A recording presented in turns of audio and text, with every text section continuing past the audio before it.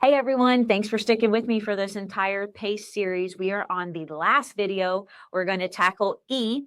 Just as a recap, we talked about planning, having a team with P, accountability, being on the same page as your partner with A, and then C, consistency. After you've gone through all the excitement of starting, making sure that you do the same habits day in and day out, and that's what really compounds to create success. This week, we're going to talk about E, and E stands for the one thing that can really derail your path to financial freedom, and that is an emergency fund, or I should say a lack thereof. And that's because we always say there is nothing constant in life except for change. And we talked about the whole motivation for this series was that there's a lot of things in a young professional's life, weddings, kids, all of these exciting happenings that can derail you from your focus of getting financial freedom. And one thing that will truly mess you up is if you don't plan for the unplanned. And the way that you plan for the unplanned is having an emergency fund. And that emergency fund should be cash. Hopefully, you have it in a money market account so you're earning a little bit more than 0%.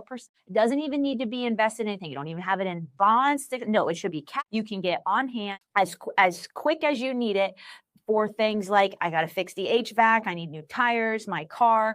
Because if you don't have that buffer of protection, all of your goals, all of your consistency, and all of the best intentions that you set with your partner, when life happens, can be derailed very quick. So the best way to stay on track, if you're doing all the right things mentally and mindset, I want to do this, the best way to stay on track is to also give yourself the ability to have a cash cushion so that if something does happen that could derail you, you have the ability, you know what? I have accounted for something like this. I might not have known that this specific thing was going to happen, but I've got cash on the sidelines where it's not going to make me have to reduce my 401k contributions. I'm still going to be able to hit my goal of putting $100 away, a month into this account. And so that emergency account is critical because it is what protects you from having to make emotional decisions and from getting off course. And as we talk about, staying on pace is about creating momentum. So there's nothing worse to momentum than something that derails you and take a huge bit out of your money that really is demoralizing. But if you have that emergency fund, you've accounted for some type of unknown happening, it can help you to stay focused and stay on pace with everything else and all the other goals you have. A lot of people ask, well, what's an ideal emergency? Stereotypically, people will say 6. I always say that number kind of flex up or down a little bit, depending on safe and secure you feel in your job. What I mean by that is if you think there's a potential where you could be laid off or there's some situation in life where you might not be able to work, then you probably want to have closer to 6 to 12 months of emergency fund.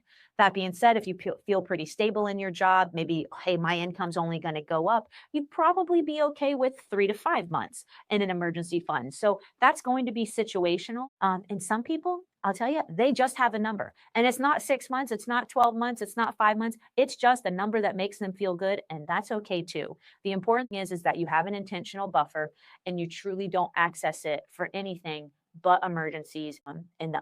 All right, guys, thanks so much for listening to this whole series. We'll be back next week with some more good. Bye.